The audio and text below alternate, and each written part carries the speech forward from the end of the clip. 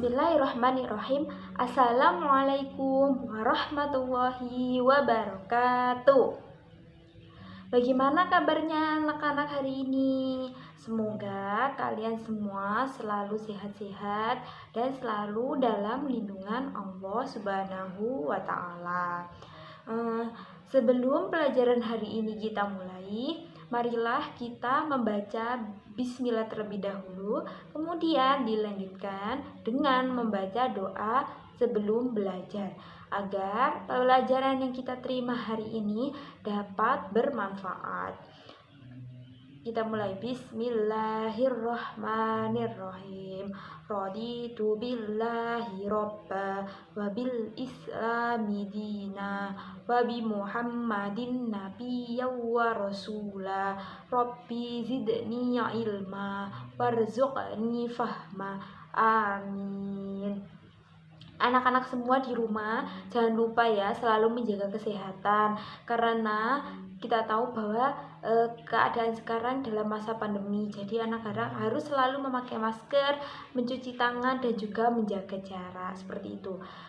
Ibu guru ingatkan anak-anak sekarang bisa mengisi presensi atau absensi di WA grup kelas ya. Dan di sana Bu Guru juga sudah telah mengirimkan PDF untuk materi hari ini dan juga PPT-nya. Tapi anak-anak sambil membuka buku pelajaran ya. Jangan lupa bukunya dibuka. Nah, materi yang akan kita pelajari hari ini apa sih anak-anak? Yaitu kita akan mempelajari mengenai bab nilai-nilai Islam dalam kearifan lokal dari berbagai suku di Indonesia.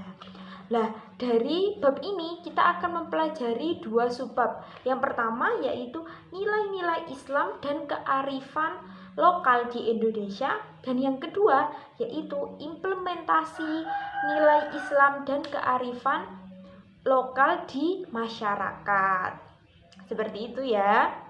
Langsung saja kita akan memasuki materi yang pertama, yaitu mengenai nilai-nilai Islam dan kearifan lokal di Indonesia.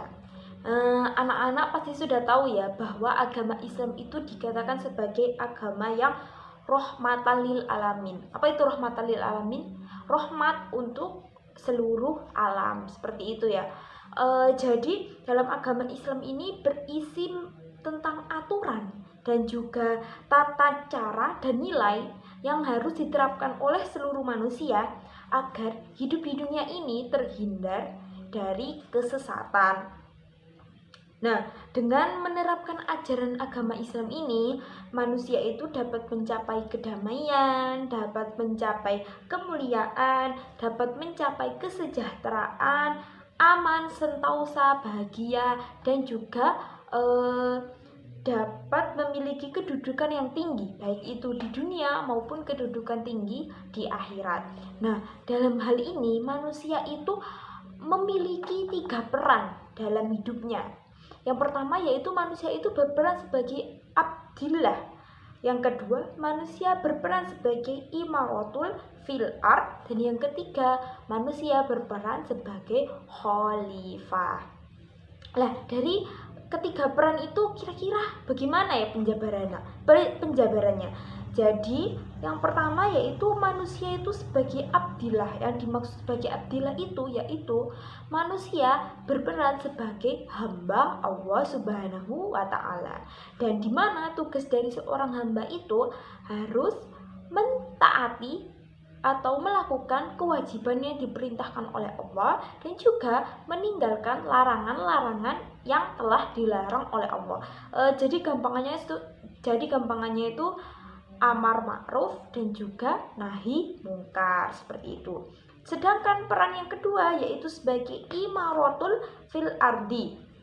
Jadi yang dimaksud dengan imaratul fil ardi itu, manusia itu juga berperan sebagai pemimpin di dunia yang kelak nanti akan ditanyakan kepemimpinannya kelak di akhirat, baik itu kepemimpinannya untuk dirinya sendiri, untuk orang lain, maupun untuk kepemimpinannya terhadap umat manusia. Sedangkan yang ketiga yaitu manusia berperan sebagai khalifah. Nah, Khalifah itu apa? Jadi manusia itu sebagai pengganti Allah. Jadi peran manusia yang ketiga yaitu sebagai khalifatullah atau pengganti Allah. Dalam hal ini diorientasikan bahwa manusia itu dapat menggantikan kedudukan Allah untuk mengelola dan juga memakmurkan alam sentosa ini. Jadi tadi perannya manusia ada 3. Yang pertama yaitu menjadi abdillah, yang kedua menjadi imaratul fil ardi, dan yang ketiga menjadi khalifatullah. Seperti itu ya anak-anak. Dari ketiga peran manusia tadi, maka manusia ini akan mampu mengembangkan daya pikir mereka dan menciptakan rasa dan karsa untuk mewujudkan karya dalam nilai dan juga bentuk budaya dan peradaban. Jadi dari ketiga peran tersebut akan menimbulkan atau memacu daya pikir manusia untuk menciptakan sesuatu yang membentuk suatu budaya atau kebudayaan yang ada di Indonesia. Nah, maka dari itu inilah hubungan dari nilai-nilai ajaran agama Islam dengan nilai-nilai kearifan yang ada di Indonesia. Untuk pembahasan yang selanjutnya, kita akan membahas mengenai implementasi nilai-nilai Islam dalam kearifan lokal di masyarakat. Jadi anak-anak, seperti yang sudah Ibu jelaskan tadi, bahwa agama Islam itu berisi tentang aturan-aturan kehidupan yang sesuai dengan fitrah yang diberikan oleh Allah Subhanahu wa Ta'ala melalui Nabi Muhammad Shallallahu Alaihi Wasallam. Dan ajaran Islam ini sebenarnya untuk seluruh umat yang ada di dunia tanpa terkecuali satupun. Jadi agama Islam ini membimbing manusia untuk keluar dari jalan yang gelap atau kegelapan menuju jalan yang terang, atau menuju jalan yang baik, menuju ajaran yang benar, seperti itu. Jadi Islam ini adalah merupakan satu-satunya agama yang diridhoi Allah Subhanahu wa Ta'ala dan mestinya menjadi dasar kehidupan bagi seluruh umat manusia yang ada di dunia tanpa terkecuali satupun, sebagaimana yang telah difirmankan oleh Allah dalam Quran surat Ali Imran ayat 85 yang berbunyi, Ibu akan membacakan ayatnya, anak-anak boleh menyimak ya. A'udzu billahi minasyaitonir rajim. Bismillahirrahmanirrahim. Wa man yabtaghi ghairal islami dinan falan yuqbala min wa huwa fil akhirati minal khasirin. Shadaqallahul adzim. Yang artinya sebagai berikut. Artinya, barang siapa yang mencari agama selain agama Islam, maka sekali-kali tidaklah akan diterima agama itu daripadanya, dan di akhirat dia termasuk orang-orang yang rugi. Jadi sebenarnya agama yang diridhoi oleh Allah Subhanahu wa Ta'ala itu hanya satu, yaitu agama Islam. Jadi selain agama Islam itu semuanya adalah merugi, seperti itu menurut Al-Quran. Karena fungsi dari agama Islam ini adalah sebagai pedoman dasar kehidupan manusia, maka ajaran-ajaran yang ada dalam agama Islam ini tidak dibatasi oleh zaman dan tidak dibatasi oleh waktu tertentu. Jadi meskipun ajaran Islam ini diturunkannya di Mekah, di Arab, di Jazirah Arab, bukan berarti agama Islam ini hanya bisa diterapkan di Arab saja, melainkan dapat menyesuaikan dengan seluruh negara-negara yang ada di bumi ini, seperti itu. Jadi agama Islam ini memiliki perjalanan yang sangat panjang sekali ya, sebelum memasuki Indonesia. Lalu setelah memasuki Indonesia, ajaran agama Islam ini mulai disebarkan oleh para wali songo dan sampai kepada zamannya Ki Haji Abdurrahman Wahid. Dan penyebaran agama Islam di Indonesia ini disebut dengan pribunisasi Islam. dan juga jejak-jejak dari pribumisasi Islam itu yang disebarkan oleh Wali Songo itu masih sangat nampak, masih sangat jelas terlihat sampai sekarang ini anak-anak. Wujud dari membumikan nilai-nilai agama Islam di Indonesia itu dapat kita lihat dari akulturasi bahasa-bahasa yang digunakan dari Arab itu kemudian diadopsi menjadi bahasa-bahasa lokal yang digunakan oleh orang Indonesia saat ini, seperti nilai-nilai ajaran agama Islam yang tercermin dalam kehidupan kita sehari-hari. Kemudian cara-cara kita menerapkan agama Islam di Indonesia ini sudah merupakan bentukan atau membumikan atau mempribumisasi Islam oleh para Wali Songo. Pengimplementasian dari nilai-nilai ajaran agama Islam ini anak-anak dalam kehidupan sehari-hari bisa kita lihat dari contoh-contoh yang sudah Ibu tampilkan di slide ini. Misalkan hari-hari kita biasanya menyebutnya hari Minggu dengan hari Ahad, seperti itu ya. Kemudian untuk tahun-tahun seperti bulan-bulan seperti kalau dalam Masehi kan seperti Januari, Februari, Maret dan seterusnya. Kalau dalam ajaran agama Islam kita menyebutnya Jumadil Awal, Jumadil Akhir, Sya'ban, Suro, Syawal, seperti itu ya. Yang lebih lengkapnya bisa kalian lihat di slide ini yang sudah Ibu tampilkan. Lah selain itu pencampuran atau pembumisasian Islam ini di Indonesia itu dapat kita lihat dari penggunaan nama-nama Islami yang biasa digunakan oleh orang-orang di Indonesia. Seperti misalkan kalau anak-anak laki-laki itu biasanya kita namai dengan depannya itu ada Ahmad, Muhammad, Abdullah, Abdurrahman, seperti itu dan lain sebagainya yang nama-namanya itu Islami seperti itu.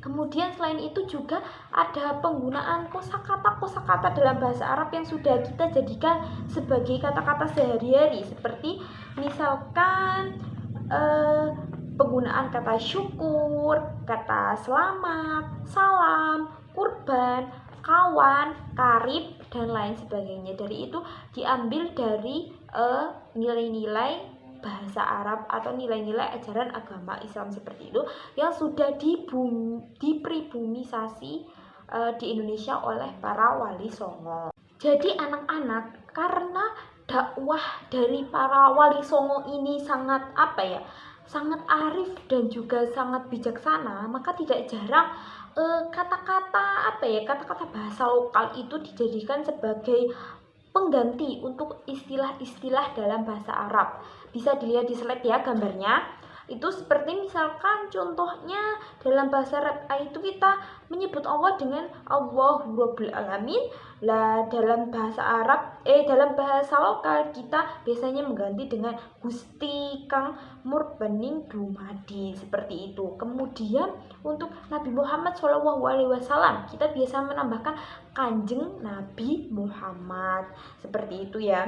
Kemudian untuk susuhan yaitu untuk menggantikan Hadratus Syekh, sedangkan kiai untuk menyebutkan al-alim, guru untuk menyebut al-ustad dan lain sebagainya. Jadi kata-kata seperti itu biasanya digunakan untuk menggantikan kata-kata bahasa Arab oleh para Wali Songo seperti itu agar lebih mudah dalam melakukan dakwah kepada orang-orang yang ada di Indonesia. Nah, anak-anak, Ibu kira materinya sudah cukup sampai di sini. Itu tadi sedikit materi yang dapat Ibu sampaikan.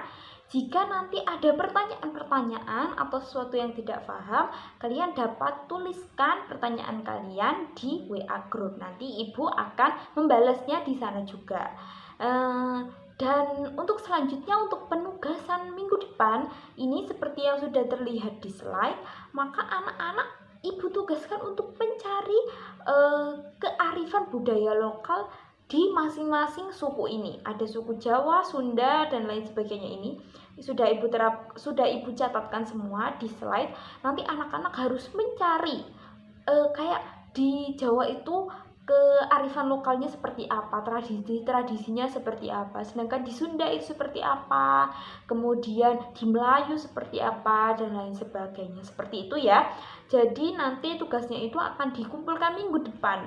Jadi nanti minggu depan kalian harus sudah siap untuk mengumpulkan tugas itu. Nah, kalau begitu nanti Ibu tunggu pertanyaannya di WA grup. Sekian, kita membaca hamdalah bersama-sama, kemudian dilanjutkan dengan doa kafaratul majelis bersama-sama. Alhamdulillahirabbil alamin. Subhanakallahumma wa bihamdika asyhadu an la ilaha illa anta astaghfiruka wa atubu ilaik. Semoga materi yang sedikit ini dapat bermanfaat bagi anak-anak semua di rumah. Jangan lupa jaga kesehatan dan semoga selalu dalam lindungan Allah Subhanahu wa taala. Akhirul kalam, assalamualaikum warahmatullahi wabarakatuh.